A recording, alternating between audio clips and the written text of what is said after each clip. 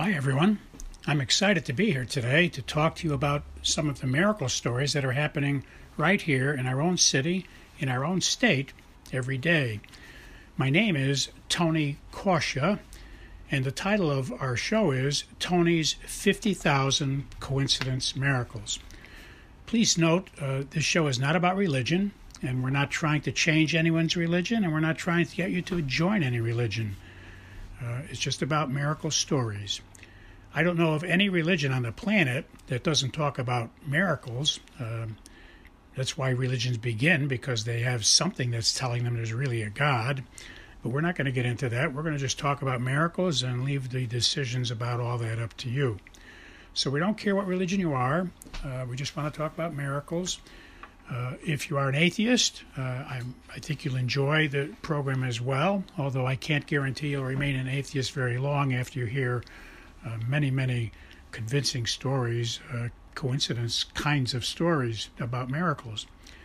You can email me your own stories if you wish. We'll try to use all we can on the show. I can't guarantee we will, depending on volume and time, but you're welcome to send your stories on to us, and we will mention them when we can. You can send them to the following email address. But please notice that if we do use your story, we won't mention your name. We'll keep you anonymous. And we suggest that in your story, when you send it to us, don't use your correct name. That way anyone listening will not be able to figure out that it was you that sent the story in. The email address you can send your stories to is very easy to remember. It consists of 2 words and 3 numbers. The first word is Tony, spelled Tony, and the second word is and, spelled A-N-D, and the numbers are 777. So once again, the name is Tony and 777 at AOL.com. Well, let us begin. I thought I would start today with something that happens very often. People often ask me, how do you know when God is talking to you? And I've been getting that question for about 50 years now, so I have a few answers. How do you know when God's talking to you? Well, one thing is if you start noticing coincidence miracles, that certainly will convince you. And that's why I wrote 2 books called Tony's 50,000 Coincidence Miracles. Because a coincidence miracle confirms that what God inspired you to do really worked out really well. So the basic way you know God is talking to you is by asking him a lot of questions in your mind and noticing the inspirations that come back into your mind after you ask the questions. So the more you ask God questions, the more you are going to get inspirations, and that's 2 words, incoming of the Spirit. You get an inspiration or you get an idea. If you get an idea, Deo is the Latin word for God, so that's what an idea is. So you keep asking questions, and over time, God winds up teaching you himself directly by sending you inspirations and ideas and thoughts right after you ask your questions. So you could spend a half an hour talking to God, asking questions, and pay attention to the answers that pop back into your head, and you'll get an experience yourself of how you know when God is talking to you by the kinds of answers you're getting. One day, for example, in this past summer, I was inspired to go to the beach and hand out cards, but the weather forecast was going to be rainy weather, so I asked God about that, and I got inspired and felt very confident.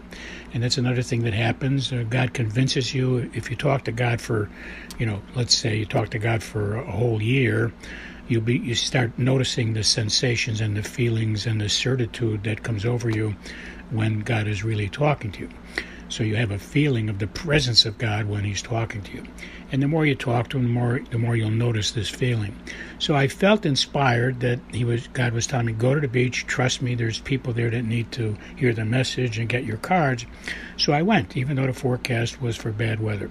Well, it turned out not only was the weather fantastic, and that, by the way, is a sign.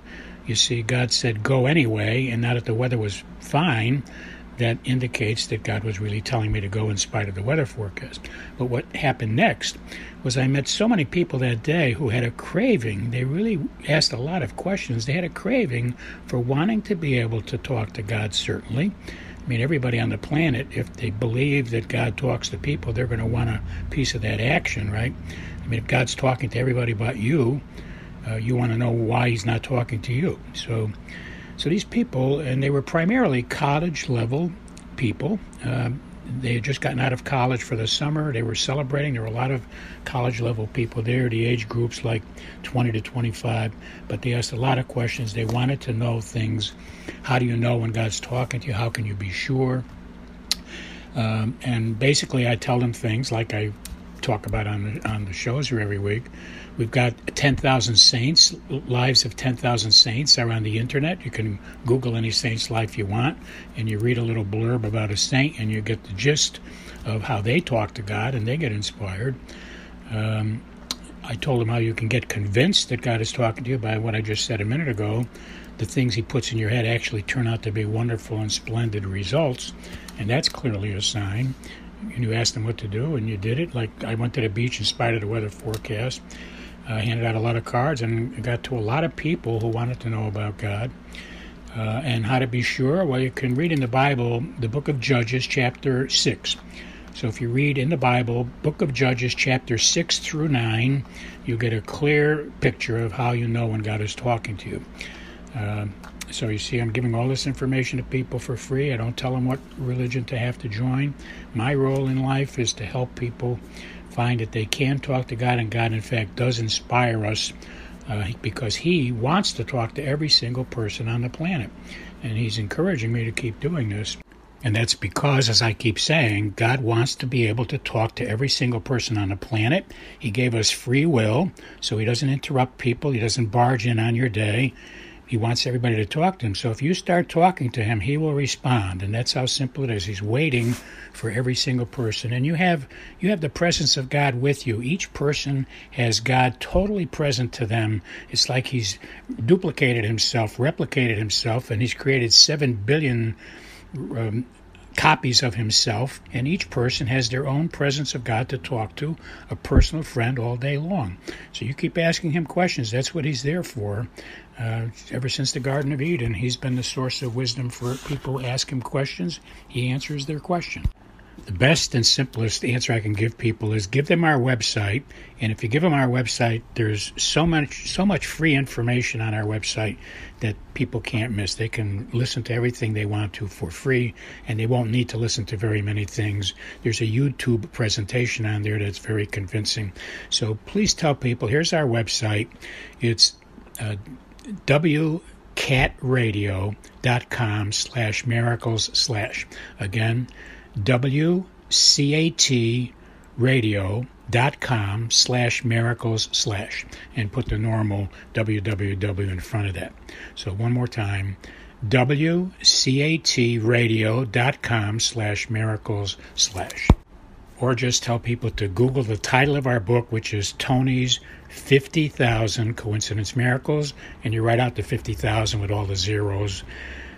Tony's 50,000 Coincidence Miracles. They'll get a wealth of information that way. Well, as I said earlier, I was having a great day. There were a lot of college people there, students for the summer, and the weather turned out to be good instead of bad. And the next thing that happened was really amazing. I met 2 female teachers, both college teachers. They've been friends for many years. They're both females. And when I started telling about my book and gave them my card, it was amazing what happened. They laughed a little bit and said, we have been friends for a long time, but we talk about religion all the time. We don't argue so much, but we're always debating. One of them was a Catholic, and the other one was an atheist. And they told me that they're always arguing about that. And so we talked, and I answered some of their questions. And then we realized after we talked for a while that the atheist was not really an atheist. It turns out the atheist just did not see the wisdom of the religions that they've bumped into in their life. They said there's so many religions that have so many different points of view. They argue about the most minor issues. And as far as I'm concerned, I haven't found a religion that really can tell the story, convincing me that there really is a God and I should follow a religion. And that's my point. I'm called an atheist because I don't have a religion, but it's not necessarily that. So that was an amazing find, because now both of them realize that one of them is a Catholic. The other person doesn't have any confidence that following a religion is the way to go. So I was able to answer some of their questions, and things like the following turned out to be helpful to them. I told them I had a similar problem when I was about 30 years old. What I did was I took some summer courses at college, took some summer courses on the history of religions, because I wanted to find out which religion was the best religion for me to follow, and can anybody convince me there was a God? So that was why I took the courses. I told him about the fact that the Bible was documented in about the year 500 AD, but the Bible's been around as word of mouth ever since Adam and Eve, and that's about 8,000 years according to what science says. And the courses I took showed me that there are many native groups in places around the world that have totem poles, and they have totem poles because all the faces you see on top of each other on a totem pole are the gods that these tribes believe in. So people, the tribes, the Aborigines, have been believing in gods ever since mankind was started. There's a lot of evidence and artifacts and a lot of findings, and archaeologists have found people have believed in totem poles and things like that for thousands and thousands of years. The Bible says there's only one thing necessary. In Luke chapter 10 says all you got to really do is keep asking God questions, and if you do that, you'll notice you're getting answers. That's one way to convince you there's a God. Keep asking. Like I asked him what to do this day. He said, go to the beach. I said, it's going to rain. He said, go to the beach anyway. And I didn't hear any sounds. It was an inspiration. He puts inspirations and ideas into our minds. That's how he answers us. So the Bible now for 8,000 years has been saying he wants to be our friend. If you read the Bible, you'll notice he made us to be his friends. So why wouldn't he answer our questions if we ask him questions? I just encourage everybody, keep asking God questions, and that's how you'll become sure that there is a God, because you'll notice he's sending the answers with coincidence miracles or inspirations of things like go to the beach anyway, it's not going to rain, and it doesn't rain. Another thing is there's 4 billion, that's better than half the population on the planet Earth, more than half, all have a religion. They all believe in a God. So there's better than half of mankind believes there's a God. So there's enough people around you can ask to let them tell you why they believe there's a God. We've also had 10,000 saints in the last 2,000 years. You can Google any saint's name you want, and you can see their whole life story and how they came to have God as a friend and talked to God and came to believe in God. And then I think the best thing that happened by talking to these two teachers, because they're going to be able to influence a lot of other people in their lives, because they're teaching people who have a lot of questions. The best thing I was able to tell them is I said, there's such abundant evidence that there's a God, even though there are about 41,000 different religions on the planet Earth right now. You can join, if you Google number of churches right now, you can join any one of 41,000. That's how many are out there. Because everybody that disagrees with a church, they start their own church. What I said to them is this: there's enough evidence that there is a God, and the risk is if we don't make God our friend while we're alive, that when we die and we don't have a friend on the other side. So that's the greatest risk. So the first thing we've got to do is keep asking God questions, and once you find out he's answering you, ask him to teach you and show you the way. Ask him to tell you what he wants you to do.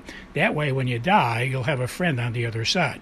That's the most important thing. I mean, to think that you're going to die and live forever out in space somewhere without God as your friend is enough of a thought to make you want to prove there's a God now while you're still alive. God bless you all. I'll talk to you next week.